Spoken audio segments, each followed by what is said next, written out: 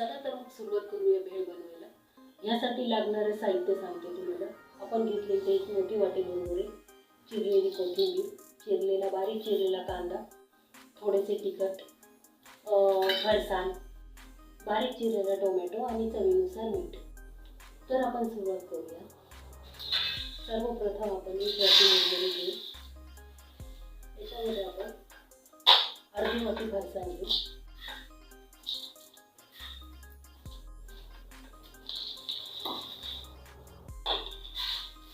Mix करू, सगळीकडे असे चांगल्या प्रकारे मिक्स झाल्यावरती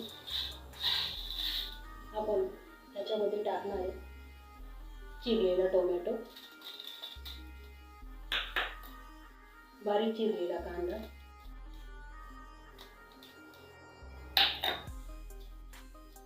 बारीक चिरलेली कोथिंबीर।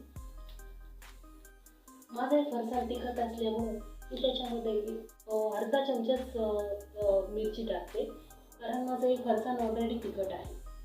चवीनुसार मीठ। आता आपण हे सर्व मिक्स करून घेऊ।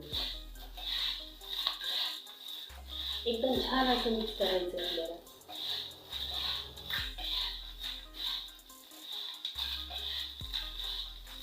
बघा एकदम छान असं मिक्स झाले।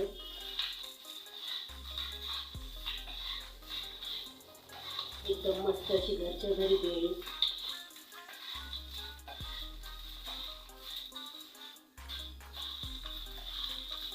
बघा अशी छान मस्त चटकदार भेळ तयार झालेली आहे। तोंडाला पाणी सुटते ना। तर तुम्ही ह्याच्यामध्ये चिंचेची गोड चटणी पण ॲड करू शकता। माझ्याकडे अवेलेबल नाही आहे म्हणून मी टाकली।